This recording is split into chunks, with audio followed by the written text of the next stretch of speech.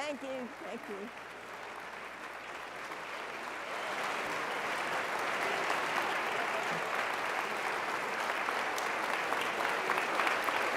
Thank you. Thank you. Be seated.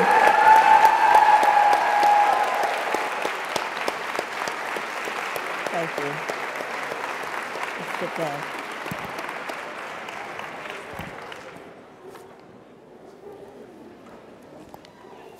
How wonderful to look out on this sea of faces and to welcome Justice Ginsburg to the National Constitution Center.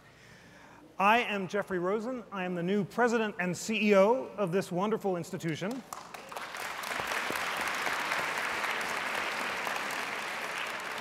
I have been on the job for 3 months, and I cannot imagine a conversation that I would rather be sharing with you than the one that we're about to have tonight.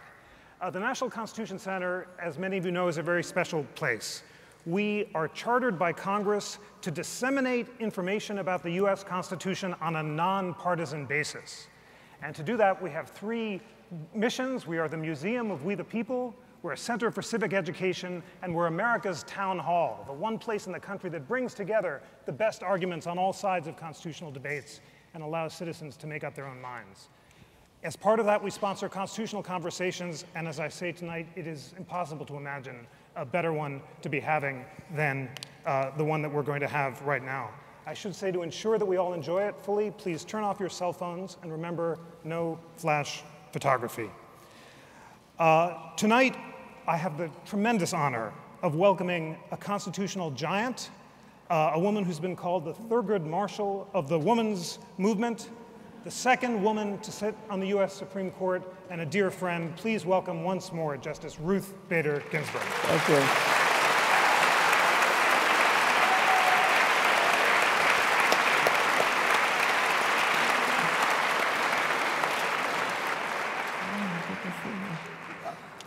Justice Ginsburg, you've honored the Constitution Center by coming here before, but I'm so thrilled that you're here during my first months on the job. We met many years ago, I think it was 1991, when you were on the US Court of Appeals for the DC Circuit, and I was a lowly law clerk, and we bonded over opera. I think we talked about that. And since then you did me and Christine, my wife, the great honor of marrying us 10 years ago, and Christine is here in the front row. And this is our 10th anniversary, and we remember that day with great pleasure. But I want to begin by noting that just last weekend you performed another marriage, which was a bit more historic. And that took place in Washington. Tell us about that. That was the first same-sex marriage performed by a US Supreme Court justice. Yes, it was the marriage of Michael Kaiser, who is the head of the Kennedy Center, to his longtime partner, whose name happens to be John Roberts, the same name as our Chief Justice. It was a simply beautiful wedding.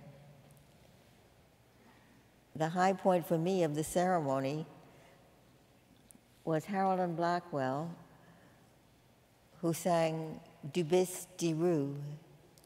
It was exquisite.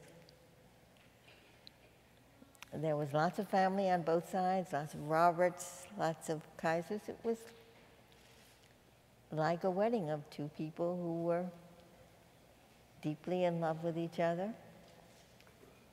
and were finally able to make their shared lives a lawful relationship.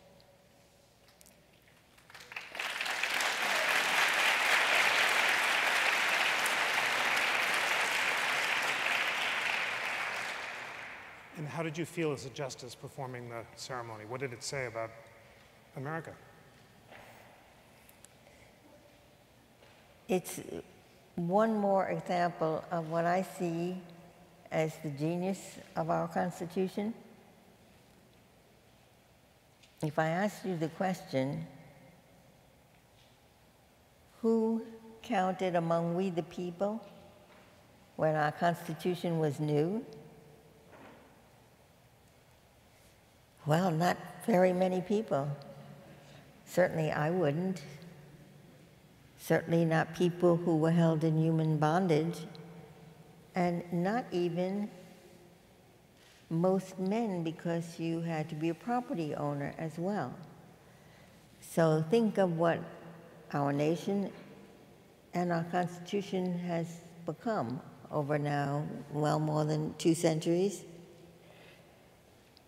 The idea of we the people has become more and more embracive. So people who were once left out, people who were once slaves, women, Native Americans, it did not count in the beginning. So it's come about as a result of Constitution amendments in the case of the Civil War, 3 Civil War amendments, and judicial interpretation.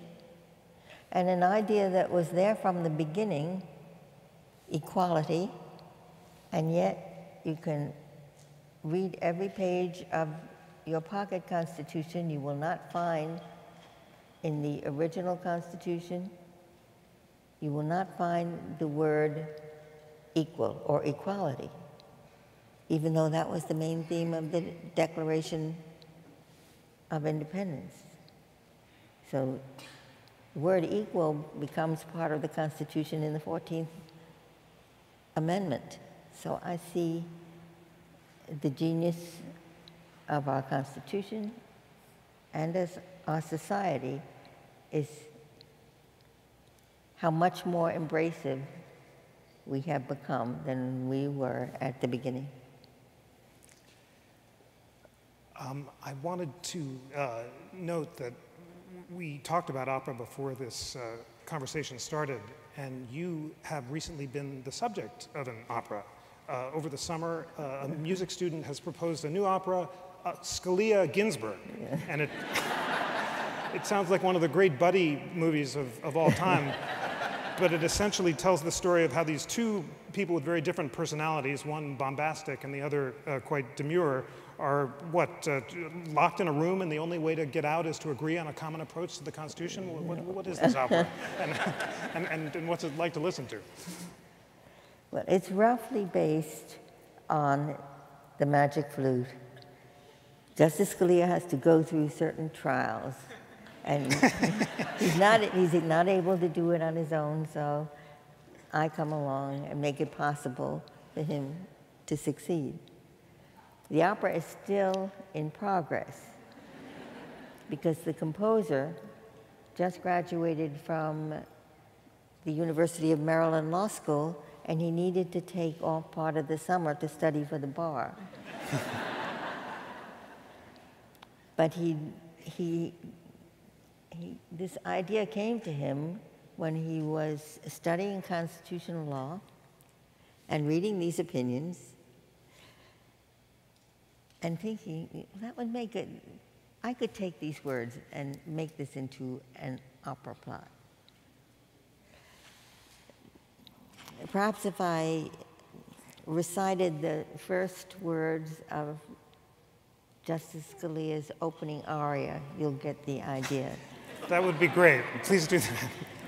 Well, it's his rage aria. And it goes this way.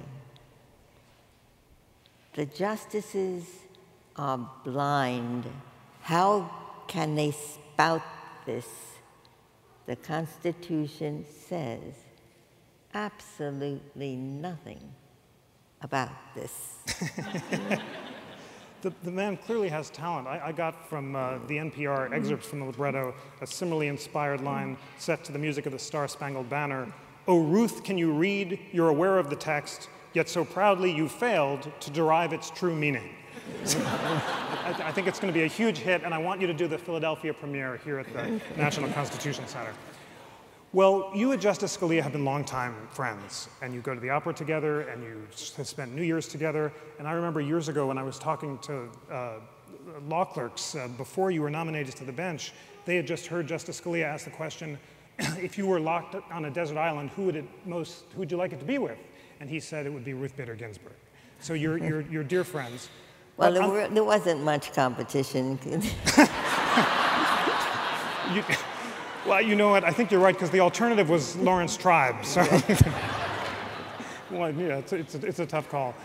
But of course, I think all of us want to know, despite this friendship, there have been some serious constitutional disagreements between the two of you, most notably during this past remarkable Supreme Court term that just ended, involving voting rights and affirmative action and the Defense of Marriage Act, and very strong words have been exchanged. How is it possible to maintain this personal friendship when you're really engaged in intellectual and constitutional conflict of such nature? I should say that one of the hallmarks of the court is collegiality. And we could not do the job that the Constitution gives to us if we didn't, to use one of Scalia's favorite expressions, get over it.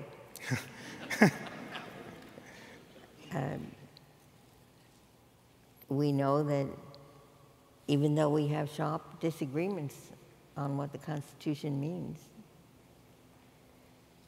we have a trust, we revere the Constitution and the court, and we want to make sure that when we leave it, it will be in as good shape as it was when we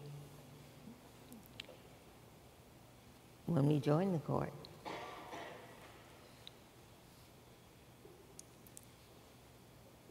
There are a number of cases that they're not picked up by the press too often, where Justice Scalia and I are in total agreement. And if you think of this last term, of Fourth Amendment cases, the one where Nino was in dissent, the question was whether the police, when they arrest someone suspected of a felony, where they can take a DNA sample. The majority said DNA today is just like fingerprints yesterday. Scalia's dissent was DNA is marvelously effective in solving unsolved crimes. But to pretend it is being used to identify the arrestee has already been arraigned, so we know who the arrestee is. It is being used to find out whether this person committed some yet unsolved crime. And that's all very well and good, except that our Constitution says that we are not to be subjected to unreasonable searches, that the normal rule is if the police suspect a person of committing a crime, the police goes to a magistrate, presents probable cause for believing this person committed a crime, and gets a warrant. Well, that's what's missing when you take a DNA sample, run it through a computer, and find that this person has committed, in the case we had, it was a horrendous rape. I thought that was one of Justice Scalia's most inspiring dissents. It was hugely important. He had that great line about how our hardy forebears would have been appalled by intrusions into their mouths. Yeah. And it's a very important reminder of the necessity of warrants before collecting